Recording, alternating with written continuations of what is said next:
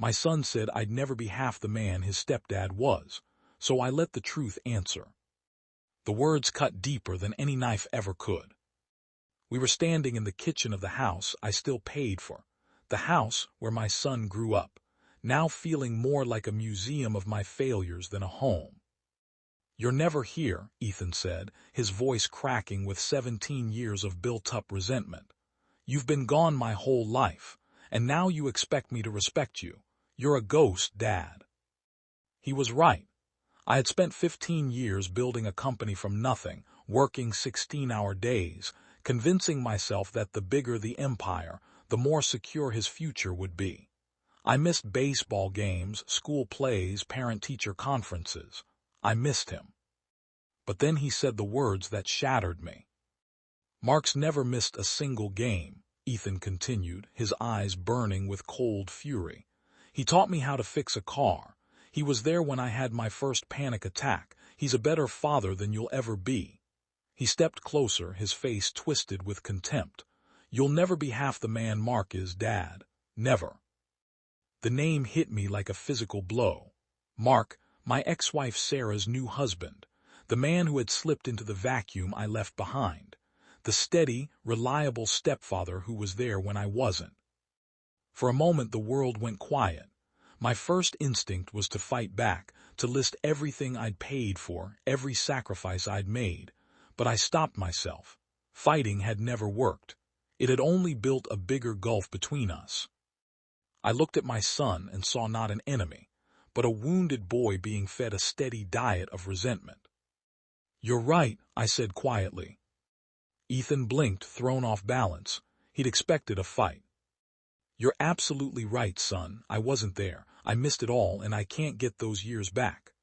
I took off my expensive watch and placed it on the counter. I was shedding my armor. "Mark is a better man than I am for you. He earned your love. He did the work." My son's triumphant sneer faltered. This wasn't the script. "But here's the thing about being half the man," I continued, my voice steady. "It's not a title someone else gives you. It's in the decisions you make. I chose the company over you, yes. But I also chose to walk away from the marriage so you wouldn't grow up in a house filled with screaming. I gave your mother everything she asked for so you'd have a stable life." I pulled out my phone and handed it to him. "Read that." It was the divorce settlement. My attorney's detailed statement. He saw my fight for joint custody, a fight Sarah had systematically undermined. He saw 315 unreturned phone calls, 87 unreturned texts, 43 canceled visits blocked by his mother's hostility, therapist testimony about how I was actively seeking to build bridges that were consistently being blocked. Then he saw it. His face went pale, his hands trembled. Non-paternity.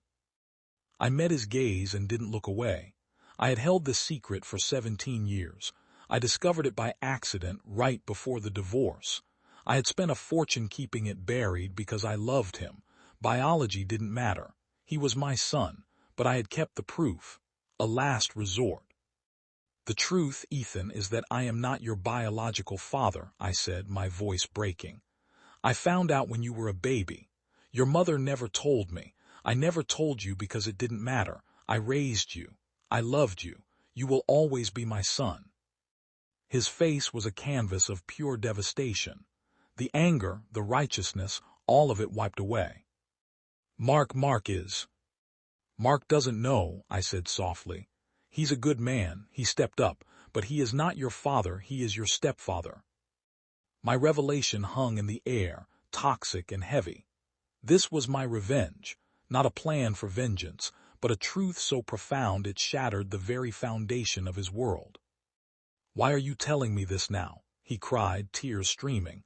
"Why are you destroying everything?" "Because you told me I'd never be half the man Mark was," I said, stepping closer. "And I realized I had let you believe that lie for too long. I wanted you to know the truth, that I wasn't just an absent father. I was a father who was pushed out. A father who fought to stay in a life being systematically closed to me. A father who chose not to blow up your world when you were a child.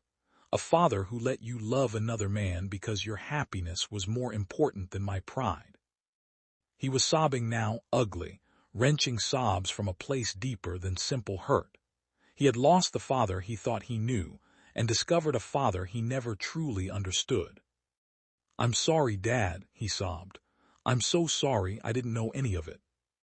I pulled him into an embrace, the first time he had let me hold him in years. He was a man now, tall and broad, but in my arms he was a little boy again. "I know, son," I whispered, "I know."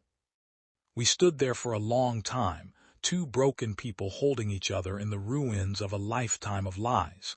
The truth had finally been spoken. It wasn't a victory. It was a beginning. The revenge of a father who realized that being half the man was a choice, and he was finally ready to become whole. If this story touched your heart, please consider subscribing to the channel. Your support helps us bring more powerful stories like this to you every week.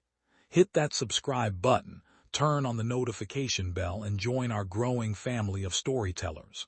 Thank you for reading. Read.